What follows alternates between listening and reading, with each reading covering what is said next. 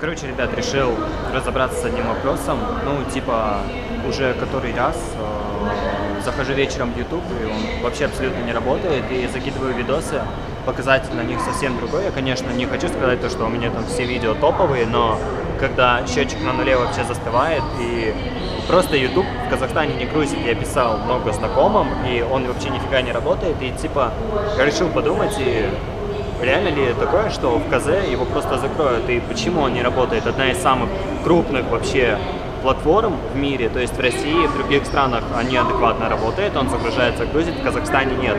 Я сейчас попробую, ну, как бы, типа, с этим разобраться и смотрим. И, типа, возникает вопрос, вообще самый главный, проблемы это у Ютуба, у сервера, либо проблемы это у нашей страны. Я как бы против оппозиции и не собираюсь вообще сейчас про политику задвигать, но мне кажется, что очень-очень большая вероятность того, что YouTube в Казахстане будет закрыт. Все к этому идет.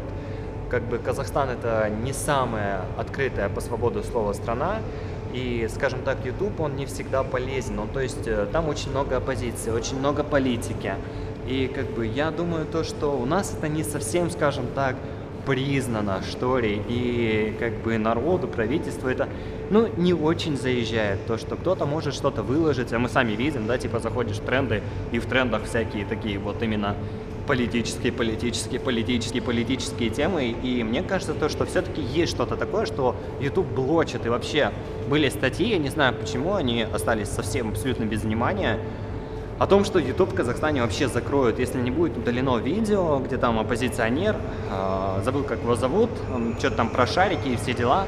В общем, если это видео не делепнут, как история, в принципе, с Лешей Навальным в России, то YouTube закроют. Были статьи, но сильно об этом как бы не разглашалось, не знаю, не было такого резонанса информации. Вот, и кажется, что-то в этом есть, в принципе. Ну так давайте предположим, что типа YouTube все-таки закроют, и это все власти, которым, ну, это типа невыгодно и неудобно. Вот, что будет тогда? Блин, ну, альтернативы, как в той же России, у нас нет, к сожалению. Просто нечем будет заменить тот же YouTube, как в России, например, на Рутюб. Ну, есть у нас там несколько платформ, там Нурки.из и так далее, но как бы я не думаю, что это будет интересно, и в целом, в принципе, будет, конечно, обидно, и самое, что ужасное, такой сценарий, он очень правдоподобен. То, что, типа, закрыть YouTube могут просто по вот такому щелчку, и ничего за это особо такого и не будет.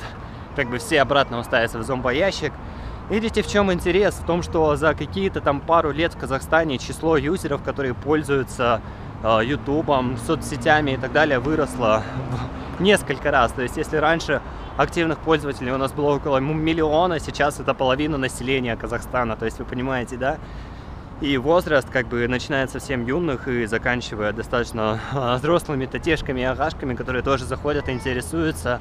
И свобода слова, она не то чтобы...